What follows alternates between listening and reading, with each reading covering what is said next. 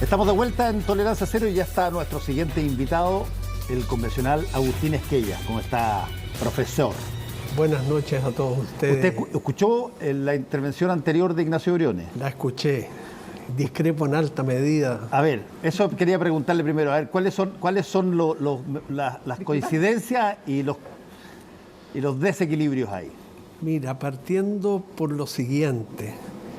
Hay mucho apocalíptico en Chile, en izquierda y derecha. Si gana el rechazo, han dicho personas de izquierda, va a haber nuevamente un estallido social en Chile. ¿Por qué? Si gana el apruebo, pues la hecatombe para el país, el hundimiento de la economía, es la fragmentación completa de la Cámara de Diputados. Yo estoy algo cansado de eso, Fernando, lo mismo le digo a Mónica, Macarena y Francisco, algo cansado de la desmesura en los vaticinios. Pareciera que no nos tenemos confianza como país. Entonces siempre estamos pronosticando algún despeñadero que tenemos casi a nuestras narices. Yo vengo escuchando eso, y ustedes también, desde 1988. Si ganaba el no en el plebiscito, lo que se vaticinaba era horrible, no pasó nada. Después con Elwin, lo mismo. Después con Ricardo Lagos era la vuelta de la unidad popular y el comunismo. Después con Michelle Bachelet ni hablar. Entonces, ¿cómo no, atendida a la edad que yo tengo, no terminar cansado con un país en que por lado y lado no confía en sí mismo? No obstante que por lo común, salvo cuando hubo un golpe de Estado, las instituciones en los momentos álgidos reaccionan bien. Pero con ese panorama que usted hace, una primera aproximación. Usted fue elegido votando apruebo a abrir este proceso, ¿no? De una nueva constitución. Con este borrador, aunque faltan normas transitorias y de armonización, ¿usted sigue siendo del apruebo? ¿Usted va a aprobar o va a rechazar? Voy a hacer para aprobar lo que espero que hagan todos los chilenos, incluso los que van a rechazar, que es ponderar. De partida estamos, Mónica, hablando de un borrador. ¿Qué es un borrador? Sino un texto provisorio y generalmente muy defectuoso. Pero debo entender que no lo tiene todavía definido. No, déjame es que tú razonas a partir no de un proyecto de constitución, sino de un borrador. Y el nombre lo dice todo, es precario. Por supuesto que no va a haber cambios sustantivos importantes al cabo, pero no da lo mismo un borrador, que es una seguidilla de normas desordenadas, algunas contradictorias, inconsistentes, ¿cierto?, que pueden mejorarse a través de la armonización y que no están acompañadas de algo que es mucho más importante que la armonización, las normas transitorias, pero no eludo tu pregunta. Un texto de 499 disposiciones, digamos que bajen a 400. ¿Podrá a algún chileno gustarle completamente o disgustarle completamente? Yo estoy seguro que todos los chilenos van a tomar el texto de la propuesta constitucional, ya debidamente ordenado por capítulos, de manera que va a ser mucho más fácil entenderlo, y van a ponderar, van a poner en un lado, en una balanza, los pros y en otra balanza los contras. Y si yo tengo que hacer eso, para mí son más los pros que los contras. Mira. O sea, usted hasta ahora aprueba. Hasta ahora y no, hasta el final, dice y no usted. solo hasta ahora, salvo que en materia de normas transitorias pasara algo espectacularmente negativo que espero que no ocurra, ¿no? Vamos a hablar de los pros y vamos a hablar de los contras en los próximos minutos, pero me gustaría hablar un poco del proceso, porque en el fondo se estableció que o se propuso o se, no sé, soñó de que esto iba a ser una casa común sobre la cual en el fondo de alguna forma se iba a repetir lo que fue el plebiscito de entrada, donde iba a haber una gran mayoría, digamos, que iba a ir a ratificar esta Constitución. ¿A ti te parece que es problemático de que estemos en un ambiente polarizado donde de acuerdo a todas las encuestas esto va a ser 50 más algo y 50 menos algo y muy apretado? ¿O esto simplemente parte de las reglas del juego. Chile está políticamente polarizado hace bastantes años. No me parece justo imputarle a la Convención Constitucional y a su propuesta constitucional, que en definitiva no conocemos sino a través de un borrador, que esto divide al país. A ver, distingamos, venimos polarizados hace mucho rato, como es por lo demás perfectamente natural en una sociedad democrática y abierta. La política es una actividad entre rivales, no entre enemigos, que disputan por el poder. El que hace política lo hace para tener poder, para ejercer poder, para conservar el poder, para incrementar el poder y para recuperarlo si es que lo hubiere perdido. En consecuencia, la política no es ballet, se parece más al fútbol. Tiene muchos roces. Pero yendo más bien al fondo de tu pregunta, Francisco, yo creo que tal vez nos tomamos demasiado en serio eso de la casa de todos, pensando en que esta Constitución, por obra de un texto, iba a producir en el país una unidad que nunca ha existido. Porque me aterraría también vivir un país en que hubiera perfecta unidad. Una sociedad, creo yo, democrática, es un enjambre, un avispero de creencias distintas, ideas, interpretaciones del pasado, planteamientos sobre el futuro e intereses. No nos olvidemos nunca de que aquí no hay solo creencias e ideas, interpretaciones del pasado y planteamientos sobre el futuro dispares. Hay intereses distintos en juego, como siempre, simplemente lo constato. Entonces, mira, la casa de todos sí, porque todos tendremos que obedecer, pero tal vez a los habitantes de una casa, Mónica, les pase lo mismo. Una gran familia llega a una gran casa y es la casa de todos, pero no todos gustan igualmente de la casa. A un hermano le dieron una pieza mejor que al otro y este otro puede decir, sí, esta es la casa mía y la casa de todos, pero tú estás mejor que yo, por decirlo.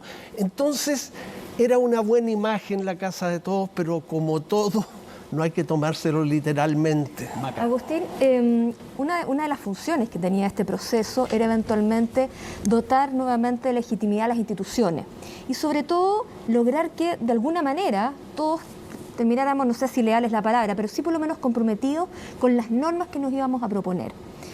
A la luz de cómo ha sido este proceso, a la luz de lo que usted dice que ya se empieza a ver en el borrador, ¿eso se ha logrado? Bueno, es que está en la misma línea, Macarena. Una constitución la vamos a tener que obedecer todos. Sí, eso sin si lugar se a dudas, aprueba. pero si es convocante. Bien, la vamos a tener que obedecer, nos guste o nos disguste, como ocurre con el derecho. En consecuencia, yo insisto en que este empecinamiento en que un texto constitucional que hace una convención constitucional por primera vez paritaria con representantes de los pueblos originarios y que tiene su origen en un estallido social y en una profunda crisis política, fuera un texto que como por obra de gracia, como un texto del Antiguo Testamento o del Nuevo, corrigiera todos los defectos del país. No se le puede pedir tanto a una constitución. Sí, tenemos que pedirle, tal vez quizás que sea mejor que lo que está en el borrador, obviamente, pero no le podemos pedir tanto, porque el país tiene una biografía larga y tiene también una biografía más reciente que condiciona, Macarena, los resultados, ¿cierto? Bueno, entonces no salgamos del texto, pero el proceso mismo. Fueron bastante cuestionados o de cierta manera debatidas lo que dijo en su minuto el ex vicepresidente de la convención, el ex vicepresidente Baza, cuando él dijo que habían logrado canalizar o superar la crisis social del estallido. ¿Eso se ha logrado? No, fue un mal juicio, creo yo, porque tampoco, esta fue una manera de encauzar institucionalmente la crisis social, pero no de resolverla, y no es poco. ¿Ah? Ir hacia una constitución que no solo dejara atrás la constitución del 80, que en eso raramente hoy día están todos de acuerdo, ¿no? Incluso los que hasta hace muy poco la protegían como el legado del capitán general. ¿Y usted les cree a ellos? A algunos sí, pero a otros no. No me preguntes nombres de a quienes sí Ay, y a era quienes justo no. lo que le iba a preguntar. No, porque al jugador nunca, a la pelota siempre. Es decir, pero esa regla del se va, fútbol, pero yo la aplico. esa pelota se va a ir para el córner, o sea, para bajarlo a tierra, la metáfora. ¿Usted cree que la derecha y la centro derecha, si ganara el rechazo, crearían después una nueva constitución? Tengo mis dudas, pero es preferible hablar en plural, las derechas. Yo he visto en la convención que hay a lo menos 3 derechas ahí, y tal vez en el país. Bueno, se van a unir en el rechazo y eso lo entiendo perfectamente, aunque lo lamento porque yo habría esperado de Bópoli y de Renovación Nacional que no fueran, por así decirlo, arrastrados por la lógica de un sector de la UDI en la convención que francamente desde el primer día ha deslegitimado el proceso desde los discursos inaugurales de los constituyentes. Y en ese sentido, Agustín, acá tuvimos a Jaime Baza y hemos tenido a más invitados, digamos, pero siempre el aumento del voto del rechazo estaba constituido por fallas comunicacionales o por fake news. Sin embargo, uno podría pensar de que hay legítimamente gente que ha deliberado y que ha considerado que es malo el proyecto y simplemente no lo quiere aprobar, digamos. Entonces, en ese sentido, había un error de diagnóstico al interior de la convención. Tú hablabas de las derechas, pero también hay las izquierdas, por digamos. supuesto. Y probablemente hay más izquierdas que derechas en la convención. Sí, sin duda. Entonces, había un error de diagnóstico de parte de la izquierda de no tratar de convocar a una gran mayoría. Mira, yo asumo, y fui crítico muchas veces del proceso, asumo que el proceso dejó en muchos momentos mucho que desear.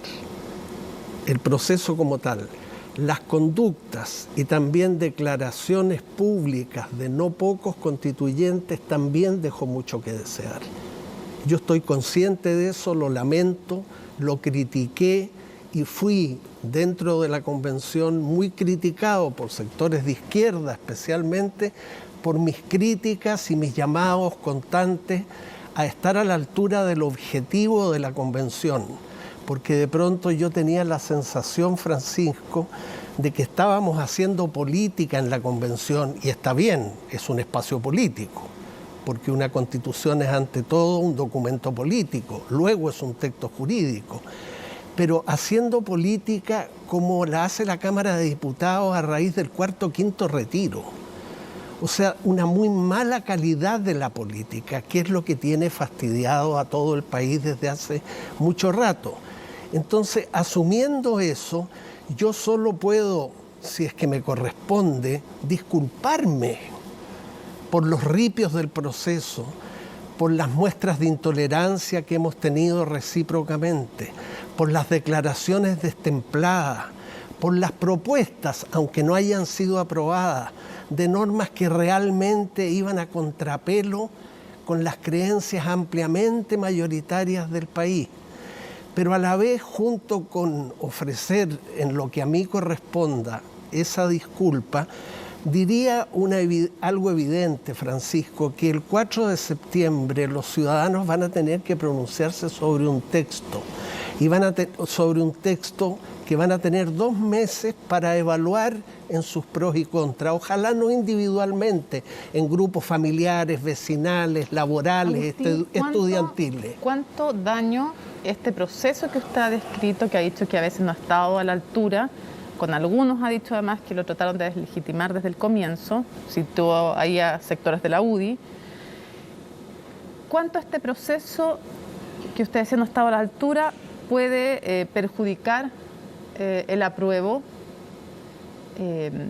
y cuánto puede influir también en que la gente también esté porque no le parezca el proceso por el rechazo? No, claro que lo puede perjudicar y por eso es grave.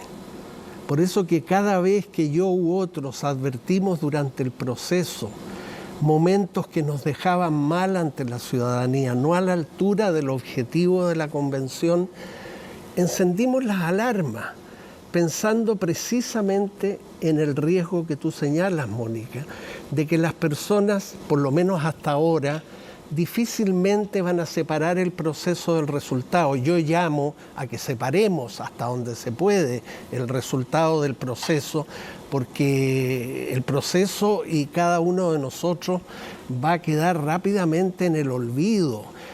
Yo he dicho muchas veces dentro de la convención, apoyándome en palabras de Carla Córdoba, nuestra filósofa mayor, como la llamo yo, mayor no solo porque es mayor, más de 90 años, sino por su solvencia filosófica, no importa tanto quiénes somos, sino dónde y para qué estamos. Y en ese sentido, hubo que repetir mucho eso, Mónica, y me resultaba incómodo porque decir cosas como esas en una convención donde el promedio de edad es 45 años, afortunadamente, a mí me pareció muy bien eso, y dichas estas cosas por un señor de 78, me ponía en una situación como profesoral, como normativa, que a mí me acomoda muy poco. Yo soy profesor, pero trato de no comportarme profesionalmente, menos en la convención. Pero con este panorama que usted nos pinta, si tuviera, yo sé que no puede, es difícil resumirlo en uno, pero tratemos. A grandes rasgos, ¿cuál es la principal virtud de este borrador todavía de nueva Constitución? ¿Y cuál es el principal defecto también? ¿Qué es lo que a usted le parece que es más aporte y qué es lo que no le dejó satisfecho, lo que menos le gustó? Mira, yo... Del texto, no del proceso. Sí, creo haber votado sobre el 70 u 80% a favor de las normas que están en el borrador y que con mejor presentación van a estar en el texto final. ¿Cómo podría votar rechazo basándome en el 20 o 25% de aquellas normas que voté en contra, que me complican y que me preocupan? Hay que ponderar. No se le puede pedir una constitución que te llene el gusto o que te enrabie hasta el extremo que yo veo a algunos sectores. Entonces, el riesgo, Mónica, sí existió siempre, pero ya no tiene arreglo. ¿Qué es lo que más le complica? ¿Qué es lo que le preocupa o le complica? A ver. Bueno, partamos por lo que no me complica, que es lo más. O sea, a mí me parece que una constitución diga que Chile en adelante es un Estado social y democrático de derecho, me parece un gran logro.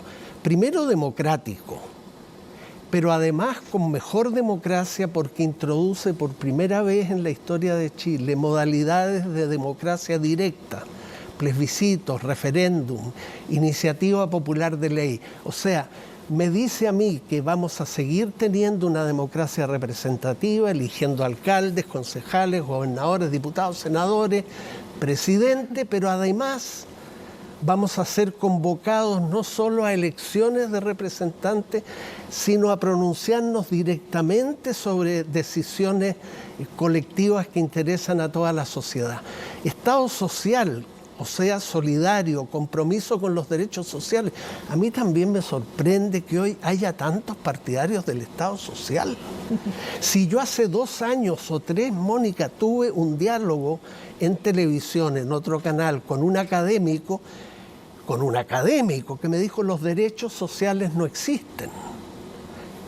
No existen. Ahora para todos existen. El Estado social era un invento de la izquierda para extraer dinero vía impuestos de los más ricos. ¿Y lo que le preocupa? Y lo que me preocupa es el carácter experimental que va a tener el sistema político. Porque es cierto que el sistema político cambia. No me preocupa lo relativo a la regionalización, porque creo que eso es un avance, es decir, lo celebro. Pero ciertamente en el sistema político, esta Cámara, este Congreso de Diputados y Diputadas y esta Cámara Regional, yo admito que es un experimento, pero también, Francisco, tú eres profesor en una universidad. Yo no he encontrado nunca 2 expertos en derecho constitucional que se pongan de acuerdo en cuál es el mejor régimen político. Entonces, yo parto de una base, el que había estaba muerto de desprestigio. Pero, perdona, ese es el problema de este país de pronto. Perdónenme que hable con cierto entusiasmo, no sé, con vehemencia tal vez, más que entusiasmo. Este país se asusta cuando van a cambiar las cosas, pide que cambien. Pero la crisis de que venimos saliendo, y cuando vienen los cambios, como que hay una tendencia a retroceder. Sí, pero no tanto, por favor. Bueno, formará parte de nuestra psicología colectiva, pero eso no excluye, Mónica, que haya cosas que objetivamente me preocupan. Ahí hay un riesgo. ¿Cómo va a funcionar eso? Yo no soy pitonizo. Agustín, no digo que eso va a conducir a un fracaso. Déjame hacerte una pregunta sobre opciones, que se pueden. Escuchando lo que dijo antes Ignacio Briones, ¿qué te parece a ti? Mira, te voy a poner un ejercicio absolutamente hipotético, pero posible, quién sabe. Escuchando lo que dijo Ignacio Briones, de que a él le gustaría que hubiese otra revisión por otro grupo de gente que presentara una nueva constitución que tenía que ser distinta, por cierto, a la constitución del 80, pero que no fuera esta. ¿Qué te parece a ti? Viendo todo el proceso desde dentro y conociendo cómo funciona los chilenos en términos políticos, ¿qué sería más sencillo? ¿Aprobar y reformar esta nueva o rechazar y reformar la antigua? Bueno, las dos posibilidades o hipótesis, como tú las llamas, son probables, ciertamente, porque así como los partidarios del rechazo dicen rechazar para reformar, otra vez novedad para mí, porque nunca quisieron reformar la Constitución. La última concesión de la derecha para reformar la Constitución de manera importante fue en el gobierno de Ricardo Lagos para quitar los senadores designados y vitalicios, pero no porque hubieranse dado cuenta súbitamente de que eran instituciones no democráticas, sino porque la institución les empezó a jugar en contra. Entonces, es comprensible que uno tenga cierta, por tanto, Fernando, desconfianza. Pero tu pregunta iba hacia... Así que, si es que este fenómeno que responde a, como tú dijiste, a que la ciudadanía quería cambiar las cosas. Ok, no, cambiar las cosas pero no gustando. ¿Qué tanto es más fácil o más equilibrado con respecto a lo que se votó, el que se reforme, se apruebe y se reforme lo aprobado, o que se rechace y se reforme la Constitución del 80? Si se rechaza y se reforma, lo cual es una eventualidad que después no... Las palabras que hoy día se prometen no se cumplan, cosa que en política por parte de todos los sectores es la regla. Es posible. Pero también es posible lo contrario. Tú dices apruebo y también va a haber reformas, porque esta Constitución, salvo para algunos autocomplacientes de la Convención, que los hay, no va a ser perfecta. ¿Qué te pareció esa frase, los leales a esta Constitución? No me parece. Por eso que yo, admitiendo que esta Constitución no debe ser rígida, debe ser más flexible que la del 80, no 2/3 para su reforma, 4/7, 3/5, por ahí, 4/7 diría yo, obvio que muy pronto va a necesitar ajustes.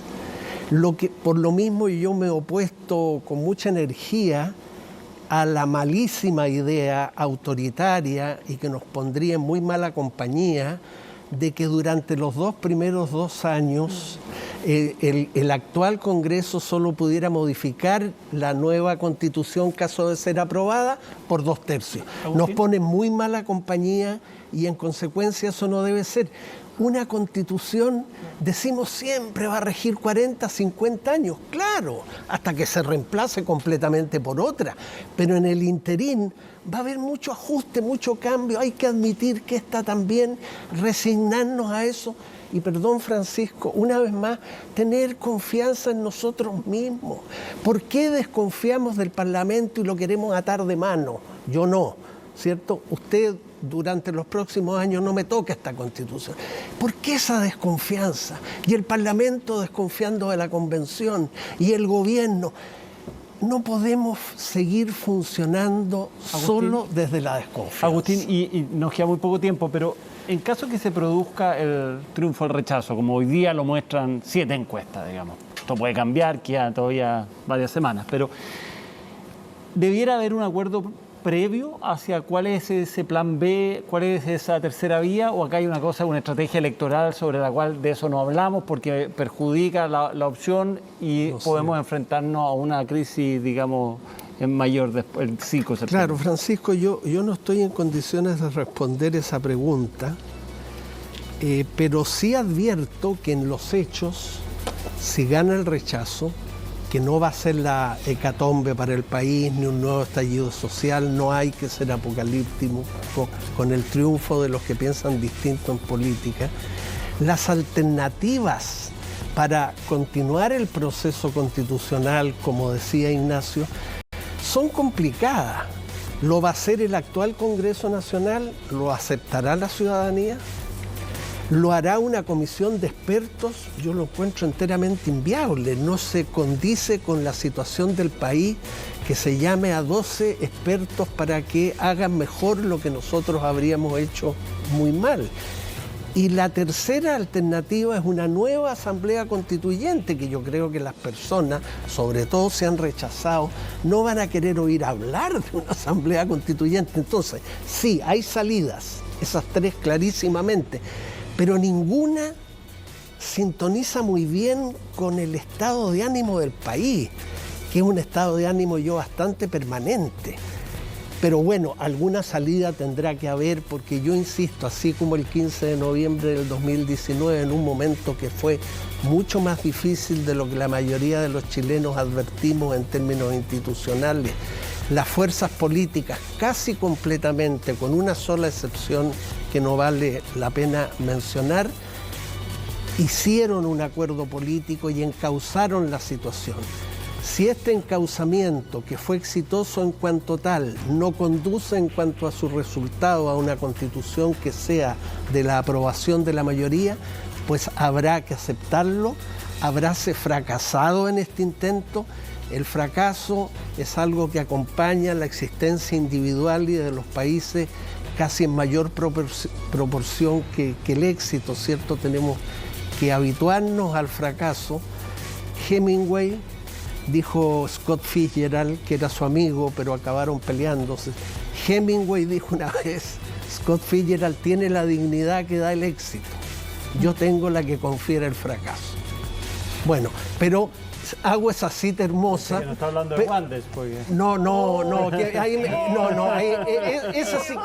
Eso yo no me lo esperaba en esta mesa.